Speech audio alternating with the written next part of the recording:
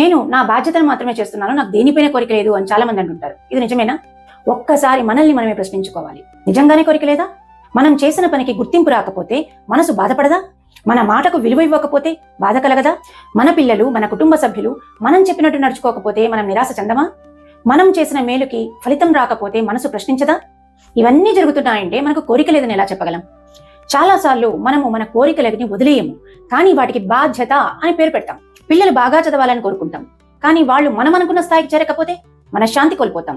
మన కుటుంబం సంతోషంగా ఉండాలని కోరుకుంటాం, కానీ వాళ్ళు మన మాట వినకపోతే కోపం వస్తుంది. అంటే అక్కడ బాధ్యతతో పాటు ఫలితం పైన ఆసక్తి కూడా ఉందనే కదా భగవద్గీత చెప్పేది. బాధ్యతలు వదలమని కాదు, ఆ బాధ్యతల వెనక ఉన్న ఆసక్తిని వదిలేయమని. ఎందుకంటే మనిషిని అలసిపోయేలా చేసేది మనం చేస్తున్న పని కాదు, ఆ పనికి సంబంధించి మనకున్న అంచనాలు, ఆశలు. మనిషిని బాధ పెట్టేది కర్తవ్యం కాదు, ఆ కర్తవ్యానికి అతుక్కుపోయి ఉన్నటువంటి ఫలితం. అందుకనే శ్రీకృష్ణ పరమాత్మ ఒక గొప్ప సత్యం చెప్తారు. మన శరీరం కర్తవ్యాన్ని నిర్వర్తించాలి, కానీ మనం వాటి ఫలితాలకు బందీ కాకూడదు. మనకు బాధ కలిగించేది ఈ ప్రపంచం కాదు, మనకున్న అంచనాలు. మనకి శాంతిని దూరం చేసేది పరిస్థితులు కావు. ఇవి ఇలాగే జరగాలి అని కోరుకోవడం. సో నిజమైన స్వేచ్ఛ అంటే పనులు వదిలేయడం కాదు, మనసు వాటికి బందీ కాకుండా చూసుకోవడం.